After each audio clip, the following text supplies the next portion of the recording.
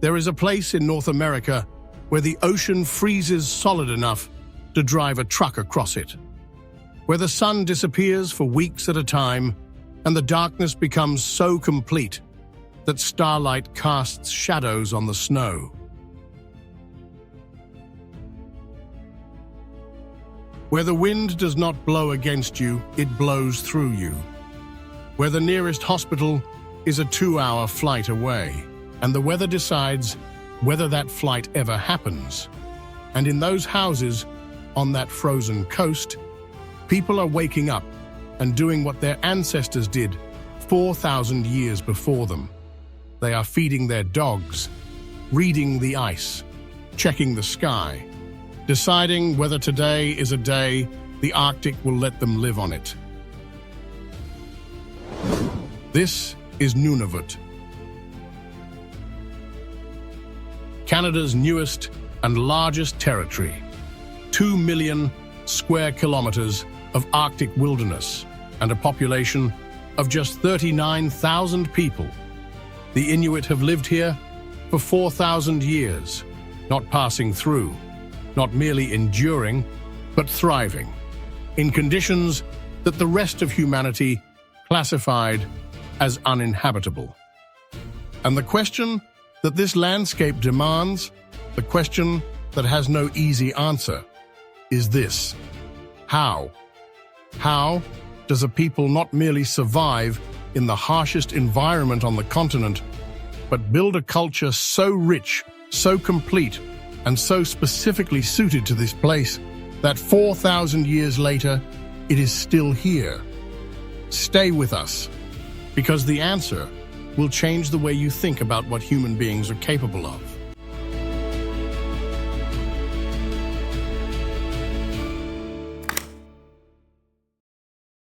Nunavut was created on April 1st, 1999. It is Canada's newest territory and its largest, 2 million square kilometers, larger than Western Europe, larger than Mexico, larger than Alaska and Texas combined. And it has no roads, not few roads, no roads connecting one community to another.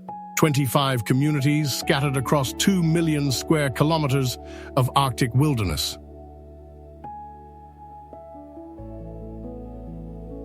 Each one a separate island of humanity, accessible only by air or, in winter, by frozen sea ice.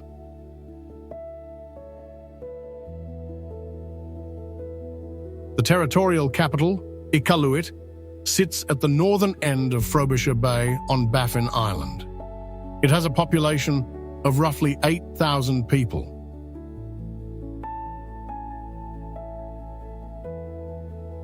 It is the smallest capital city in Canada, and it is reachable only by plane. There is no road to Inuit. There has never been a road to Inuit. There is no plan to build one.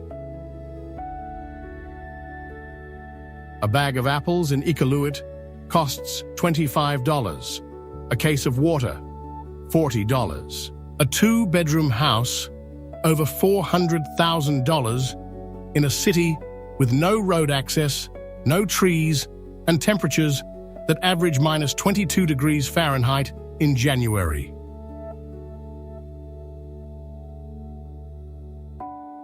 Everything that cannot be grown or hunted must be flown in, and the plane does not always come. This is the daily mathematics of life in the Canadian Arctic, and yet 39,000 people have calculated it and decided to stay.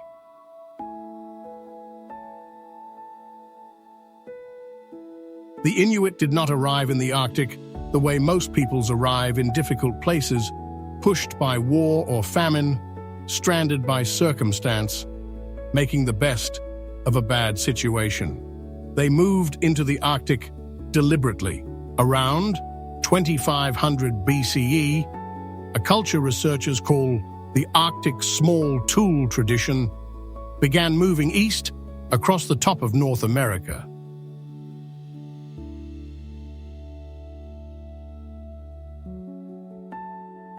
They brought with them a technology so precisely adapted to the Arctic that it would sustain human life in conditions that no other culture had successfully colonized. The parka, the kayak, the dog sled, the snow house, each one a piece of engineering that took generations to perfect in the most demanding testing environment on the continent.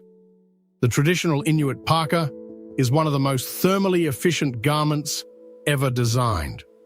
2 layers of caribou skin. The inner layer, with the fur facing the body, trapping a layer of warm air. The outer layer, with the fur facing out, shedding wind and snow. This is the same principle used in modern Gore-Tex and Thinsulate technologies that the industry spent billions of dollars developing, that the Inuit had perfected 3,000 years ago. Without a laboratory, just observation, experimentation, and the Arctic itself as the quality control department.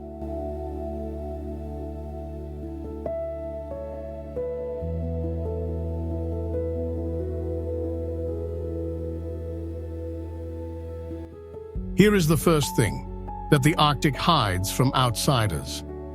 The most brutal material in this landscape, the snow that kills, is also the material that the Inuit used to build shelter from it.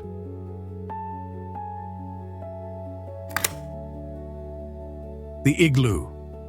An Inuit hunter, working alone, can build a fully functional snow shelter in under an hour. Not a primitive wind block, but a thermally engineered structure capable of maintaining interior temperatures up to 60 degrees Fahrenheit, warmer than the air outside.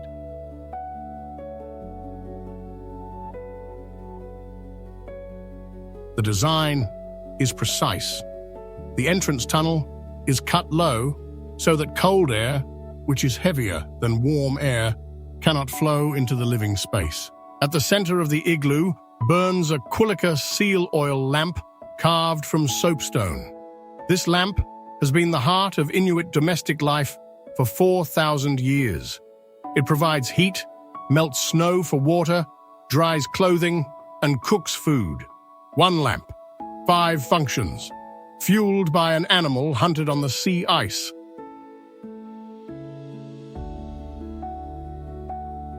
No supply chain, no utility bill, no dependence on anything that the Arctic itself does not provide.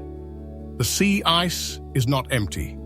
To an untrained eye, it is flat, white, and featureless. To an Inuit hunter, it is a map. The colors of the ice tell a story. Blue-white for thick old ice, gray for thin new ice, black for open water below.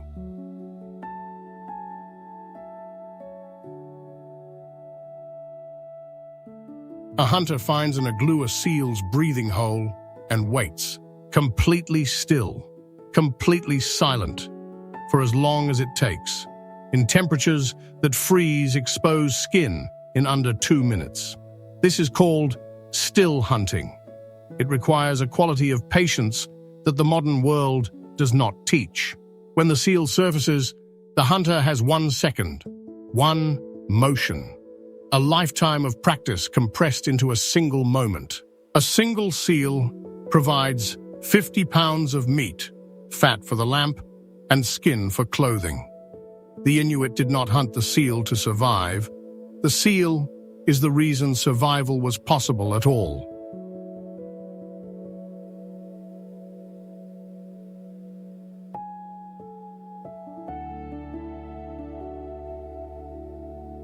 Here is something the map cannot show you. The Inuit see the Arctic differently than anyone else. Not metaphorically, but literally.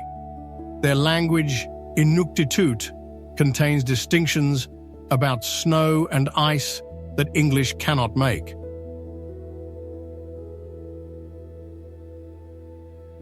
Not because English lacks words, but because it lacks the concepts. Inuktitut has separate terms for snow that is falling, snow that is drifting, snow that is suitable for building, and snow that will not support your weight. These are not poetic variations, they are survival categories.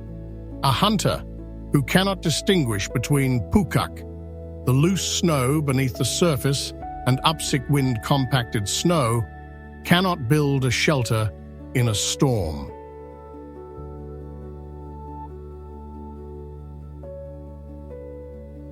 But there is a shadow here. The generation that grew up in the residential school system, a network of schools that separated Inuit children from their families until the 1990s, was explicitly forbidden from speaking Inuktitut. The last of these schools closed in 1996. This is not ancient history. It is a fact within living memory.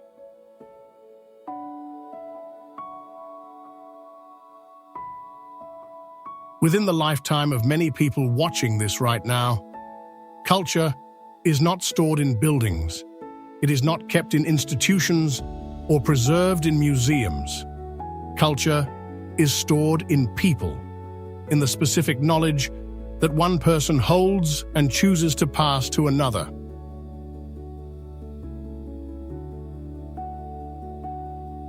You can take children from the Arctic. You can forbid them to speak their language. You can remove every visible marker of who they are. But when they go home, the knowledge goes with them. Today in Nunavut, something extraordinary is happening. The Inuit are not simply surviving, they are recovering. Children who might have grown up knowing only English are learning the snow words, the ice words, the seal words. Young hunters are going out with their grandparents to learn to read the igloo, to wait at the breathing hole, to make the one motion that 4,000 years of practice made possible.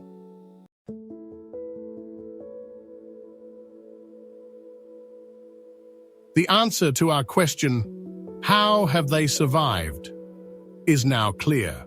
By understanding that knowledge can be suppressed or driven underground, but it cannot be erased as long as even one person carries it forward.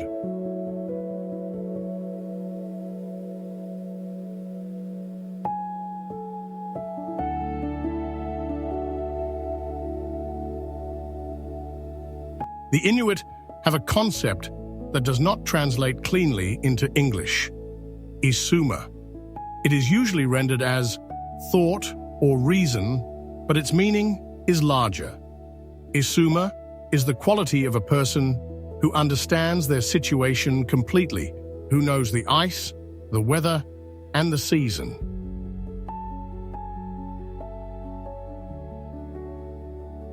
A person with Isuma does not panic when the storm comes. They look at it, they read it, and they act with the certainty of 4,000 years of continuous enrollment in the hardest school on the continent. What has survived here is not a culture that got lucky. It is a philosophy that says, the world is not hostile, it is honest. It will give you exactly what you are prepared to receive from it. Nothing more, nothing less.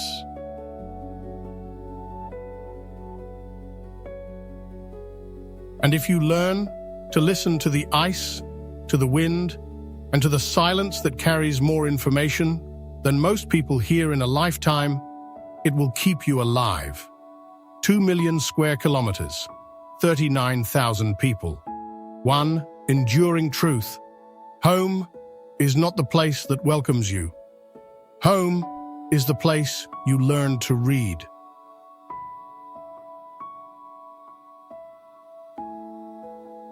So, what would you take with you if everything you owned had to fit on a dog sled? Tell us in the comments. We read every single one. And if this changed the way you think about what knowledge really is, share it with someone who needs to see it. Subscribe so you don't miss our next journey into the heart of isolation. Until then, remember, the most extraordinary lives are rarely the most comfortable ones.